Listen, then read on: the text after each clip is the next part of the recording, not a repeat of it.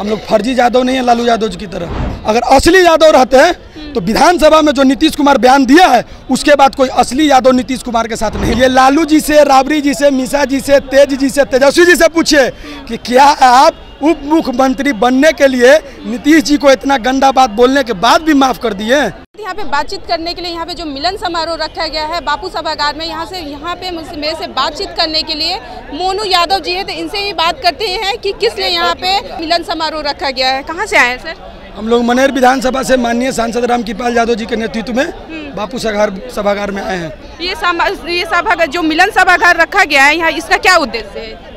मिलन सभा भी है और आज गोवर्धन पूजा भी है, जो यादव समाज का एक बहुत प्रमुख त्यौहार है, उसके लिए भी हम लोग आज इकट्ठा हुए हैं। हम लोग फर्जी यादव नहीं है लालू यादव जी की तरह। ऐसा क्यों बोल रहे हैं? लालू यादव फर्जी हैं? अरे नीतीश जी से कॉम्प्रोमाइज कर रहे हैं, विधानसभा में अनाप शनाप बोल रहे हैं, फिर भी आप उनके सामने पैर पकड़ के रह रहे हैं। इसका मतलब क्या है कि आप फर्जी यादव हैं, आप असली यादव नहीं रहते हैं। कौन पैर पकड़ा है? लालू जी, तेजस्वी जी। अगर असली यादव रहते हैं तो विधानसभा में जो नीतीश कुमार बयान दिया है उसके बाद कोई असली यादव नीतीश कुमार के साथ नहीं रह सकता है। क्या बयान दिया? हम लोग को शर्म भी आएगा बोलने के लिए, हम अपने मुंह से नहीं बोल सकते हैं।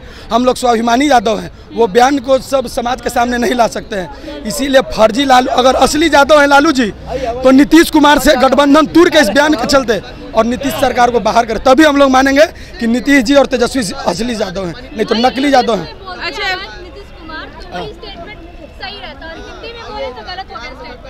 अरे हिंदी में बोलिए चाहे इंग्लिश में बोलिए, मतलब एक होता है। मतलब तो वो तो महिलाओं को जागरूक करने की कोशिश कर रहे थे। इंग्लिश में बोलते हैं तो सबको समझ में नहीं आता, मगर अभी हिंदी में बोले हैं तो जो गांव समाज का जो सब निचला तबका का लोग वो भी समझ गया है। लेकिन तो वही तो वो समझाने की कोशिश कर रहे हैं, जो नहीं जानते हैं, जो नहीं पढ़े लिखे हैं, उनको समझाने की कोशिश कर रहे हैं। नीतीश जी आज 18 बरस से मुख्यमंत्री हैं, ये लास्ट साल इनको समझाने के लिए मिला था कि फर्स्ट में इनको समझा देना चाहिए था।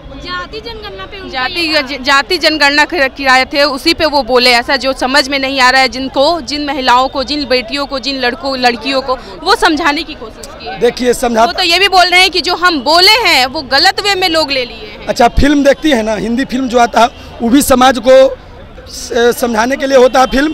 तो क्या लोग गंदा सिनेमा देखते चलेगा समझने के लिए?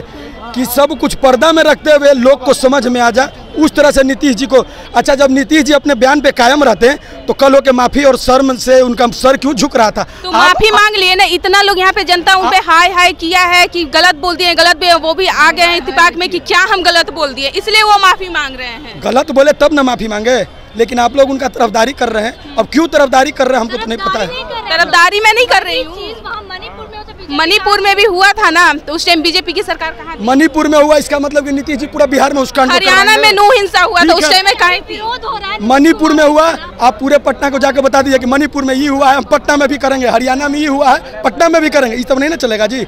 मणिपुर में हुआ, चलो वहाँ हुआ, लेकिन अब ये मत कहते हुआ क्यों वहाँ भी तो बीजेपी की सरकार थी, वहाँ भी तो बीजेपी की सरकार थी। मान लीजिए कि नीतीश जी बिहार में बोल दिए तो हर विधानसभा में इस बयान को देना जरूरी है। बोलिए कि बिहार में बोले हैं, यहाँ भी बोलिए। नहीं, जहाँ जो बोला है गलती किया उस सर माफी मांगा, लेकिन अब ये मत बोलिए कि वो सांसद भवन में वो बोले थे वैसी बात उसी सांसद भवन में माफी भी मांगे हैं, तो क्या उनको वो माफी के लायक नहीं है? कौन माफी मांगा संसद भवन में? नीतीश कुमार जी विधानसभा में माफी मांग, गलत बोले हैं इसीलिए माफी मांगे हैं। लेकिन बात आज गोवर्धन पूजा की है, लालू जी क्या उनको माफ कर दिए? यही तो मैं आपसे जानना चाहता हूँ। ये लालू जी से, राबड़ी जी से, मीसा जी से, तेज जी से, तेजस्वी जी से पूछिए कि क्या आप उप मुख्यमंत्री बनने के लिए नीतीश जी को इतना गंदा बात बोलने के बाद भी माफ कर दिए?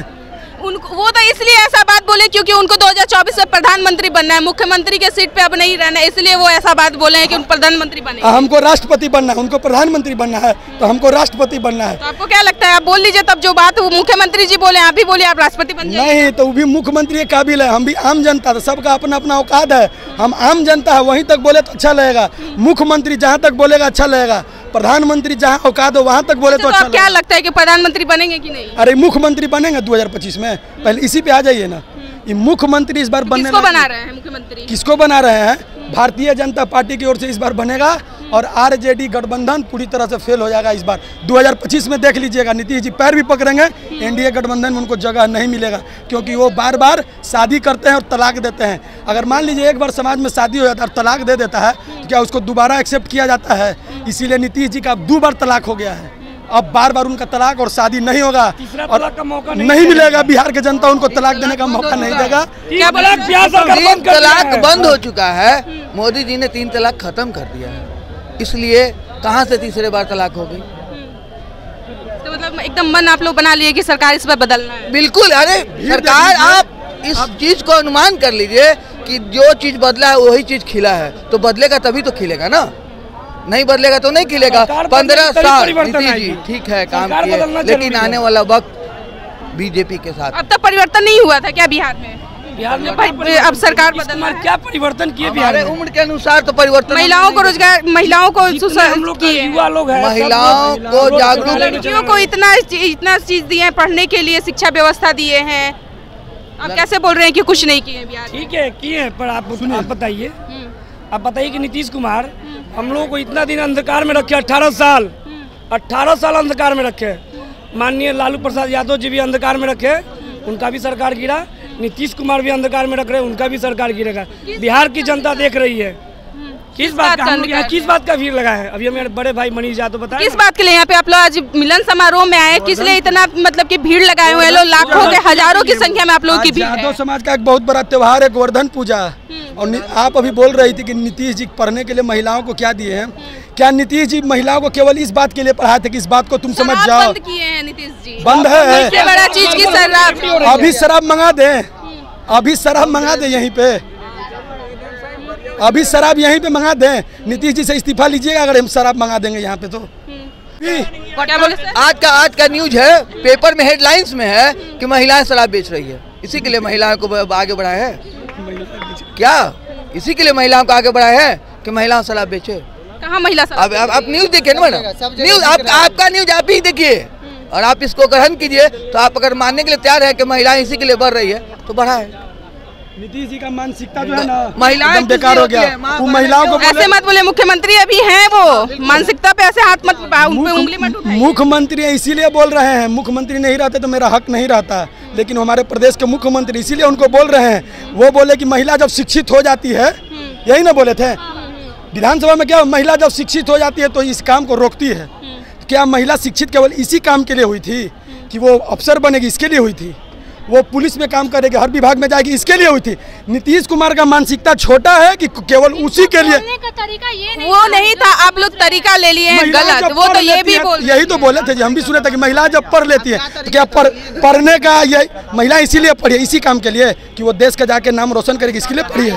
वो हर चीज में आगे रखना चाह रहे हैं, महिलाओं को हर चीज में आगे रखना चाह रहे हैं। जो विधानसभा में बोले हैं कि आपको पता है कि जो शादीशुदा या व्यक्ति होता है या महिला होता है उसको इस चीज़ को पता नहीं होता है, ये नीतीश जी बताएंगे तब हम लोग जानेंगे।